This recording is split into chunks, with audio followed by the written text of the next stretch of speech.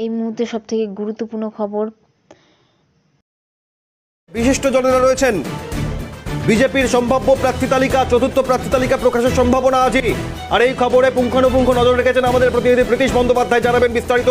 প্রীতিশ, চতুর্থ প্রার্থী তালিকায় পশ্চিমবঙ্গের কোন কোন আসনের প্রার্থী তালিকা, প্রার্থীর নাম ঘোষণা হতে পারে, কি কি খবর সর্বশেষ?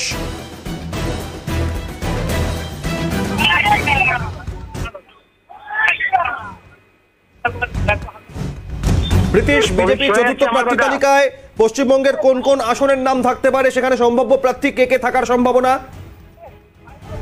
দেখো, প্রথমত যেটা বিষয় সেটা হচ্ছে কি, বর্ধমান দুর্গাপুর থেকে এস আলুওয়ালিয়া, যিনি কিন্তু একজন বিজয়ী ক্যান্ডিডেট, তাকে কিন্তু এবারে প্রার্থী তালিকায় প্রার্থী হিসেবে তিনি থাকবেন না, এমনটা একটা জোরালো সম্ভাবনা তৈরি হচ্ছে।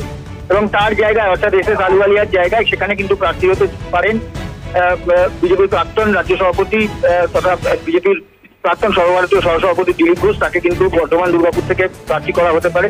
এবং দিলীপ ঘোষের যে কেন্দ্র, অর্থাৎ করা হতে পারে ভারতী গোষ্ঠী, এমনটা একটা জোরালোভাবে সম্ভাবনা রয়েছে। এছাড়াও দক্ষিণ কলকাতায় প্রার্থী হতে পারেন বৈশালী ডালমিয়া, এমনটা একটা সম্ভাবনা রয়েছে। এবং তার সঙ্গে সঙ্গে বারাসাত থেকে, অত্যন্ত তাৎপর্যপূর্ণভাবে বারাসাত থেকে প্রার্থী হতে পারেন দেবাশিস ধর, প্রাক্তন আইপিএস।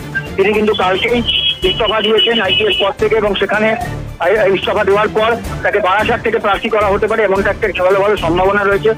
এছাড়াও উত্তর কলকাতার প্রার্থী নিয়ে কিন্তু একটা ধোঁয়াশা তৈরি হয়েছে, কেননা উত্তর কলকাতায় তাপস রায়কে প্রার্থী করা হতে পারে। এছাড়াও সম্ভাব্য প্রার্থী তালিকার মধ্যে, অর্থাৎ উত্তর কলকাতার সম্ভাব্য প্রার্থী তালিকার মধ্যে রয়েছেন কিন্তু সজল ঘোষ, 50 নম্বর ওয়ার্ডের যিনি কাউন্সিলর রয়েছেন, তিনি, তাকেও প্রার্থী করা হতে পারে উত্তর কলকাতায়, এমন একটা জোরালো সম্ভাবনা রয়েছে।